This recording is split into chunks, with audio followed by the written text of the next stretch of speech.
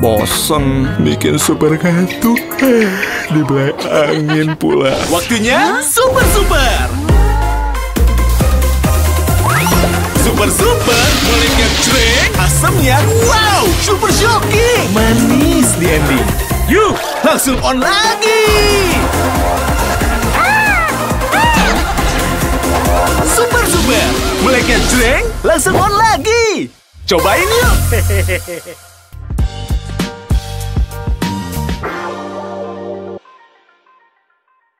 Terima kasih masih bersama kami dalam Super Don Super Opini. Saya Doni The Kaiser. Dan saya Don Bosco Slam. Double Don, double asik dengan double narasumber. Tentunya karena kita bersama Super Sour Candy, meleknya jreng langsung on lagi.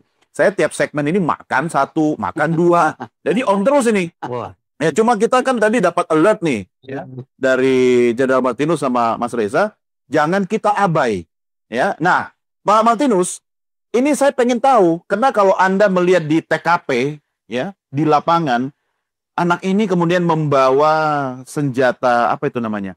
Senjata mainan ya sebenarnya ya. Ya. Itu kan simbol kalau menurut saya ya. Bagaimana menerjemahkan simbol-simbol yang dia bawa itu, sehingga polisi punya akses yang lebih luas untuk kemudian membaca alam pikiran anak ini, Jenderal. Kalau kita bicara tentang mulai dari aspek psikologinya ya, kemudian dia menggunakan instrumen kekerasan. Ya bagi saya polisi harus bisa melibatkan psikolog untuk menerjemahkan itu. Yeah. Jadi polisi tidak bisa sendiri dengan aspek empiris yang ada di dalam TKP, tapi menggali aspek subjektivitas fenomenanya yang muncul dari dorongan-dorongannya dia, sehingga polisi dapat bisa menangkap satu pesan yang yang berada di balik kekerasan itu. Jadi bukan sekedar melihat bahwa ini ada ledakan, ini ada korban, ada tersangka, berapa jumlah korban, tapi aspek kognitif ini menjadi penting. Supaya apa? Karena polisi tidak sekedar melakukan penindakan hukum, tapi aspek yang lebih penting adalah aspek pencegahan. Yeah. Maka mengetahui kognitif itu menjadi penting, sehingga bisa mendesain satu program pencegahan dengan melibatkan seluruh instrumen negara, baik itu pendidikan, kemudian KPAI, kemudian Kementerian Komdiji untuk melakukan pendekatan yang lebih komprehensif, sehingga tidak memberikan celah buat siapapun termasuk anak-anak kita untuk secara bebas mengakses keseluruhan informasi yang ada di dalam media sosial atau dalam ruang digital tadi. Nah, menurut saya begini ya Mas, ini dengan adanya ruang digital, lalu kemudian media sosial, anak-anak kita tuh mengalami satu fenomena namanya multipatron. Ya, multipatron ini akibatnya ketika kita masuk dalam ruang media sosial, ada patron-patron yang abstrak kemudian mempengaruhi aspek kognitif anak ini. Dia tidak tahu dari mana, atau dia juga tidak tahu dia sedang dimanfaatin oleh siapa. Lalu kemudian ruang jiwa yang rentan ini kemudian dia menjadi sangat berbahaya dan sangat agresif sekali. Kira-kira seperti itu, Mas. Ya, ini tadi menarik Bang Don, karena anak-anak juga ya, mungkin Mas Riza, mereka malah mendapatkan peluang untuk multi channel learning, sehingga bisa belajar dari berbagai sumber termasuk media sosial. Itu sebabnya. Saya agak deg-degan sebetulnya. Kita di ruangan ini berdiskusi dengan penuh keprihatinan ya. Yeah. Tapi saya yakin di luar sana, entah satu, entah ada dua, pasti akan ada orang yang menangkap perbincangan ini secara keliru. Saya tandaskan secara keliru. Langsung melihat ini adalah peristiwa yang menempatkan seseorang langsung di kedudukan sebagai superhero. Dia perkasa, dia sangat powerful, dan seterusnya, yang jangan-jangan menginspirasi satu dua orang itu untuk kemudian menduplikasi perilaku. Jadilah copycat crime. Tapi mudah-mudahan tidak. Ya. Mudah-mudahan tidak. Kita harus tandaskan betul. Kita tidak sedang mengeluh-elukan siapapun yang melakukan kekerasan, termasuk anak-anak sekalipun.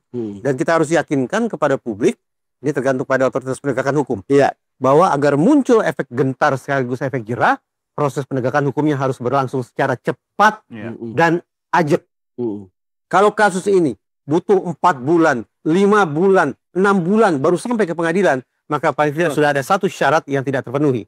Unsur kecepatan tidak terpenuhi, maka kita patut khawatir bahwa efek gentar sekaligus efek jerah tidak akan terbentuk. Mas Reza, orang memilih tempat dan hari atau jam kejadian. Kalau dia adalah seorang korban bullying, itu kira-kira apa dalam pikiran? Tadi sempat saya singgung. Bullying ditandai oleh agresi yang berulang. Bukan satu insiden, tapi berulang. Maka dari sisi lain kita pahami bullying memunculkan penderitaan yang berulang. Semakin lama, semakin menumpuk, semakin berat. Mengobatinya bagaimana? Lakukan kompensasi yang skala beratnya kurang lebih sama. Kelemahan ini hanya bisa dikompensasikan dengan kekuatan yang tentu saja abnormal. Karena itu ada tokoh Adler namanya inferiority complex. Akan menggiring manusia untuk melakukan superiority complex. Superiority kompleks. Kata kompleks mengindikasikan ini sebagai sesuatu yang abnormal. Semua orang bisa inferior, sehingga melakukan kompensasi untuk menduduki jabatan yang superior. Itu kejar. Tapi kalau sudah dilanda inferiority complex, maka niscaya atau paling tidak besar kemungkinan dia akan melakukan kompensasi dalam bentuk superiority complex. Apakah salah satu bentuk tindakan itu agresi? Peristiwa yang sedang kita perbincangkan sekarang ini boleh jadi merupakan superiority complex yang bertitik mula dari inferiority complex. Itu sudah klimaks atau akan ada klimaks yang lain? Sudah klimaks, tapi kalau penanganan keliru, maka hitung-hitungan di atas kertas residivismenya akan signifikan. Karena kemungkinan viktimisasi berulang keempat akan terjadi. Tadi kita baru tinjau viktimisasi ketiga. Sekarang keempat. Apa itu? Di ruang sidang. Bahwa ternyata betapapun kita sadar bahwa perundungan itu merupakan tanggung jawab banyak pihak sesungguhnya. Tapi yang dihukum akhirnya oleh hakim siapa? Hanya satu orang. Ini menarik sebentar.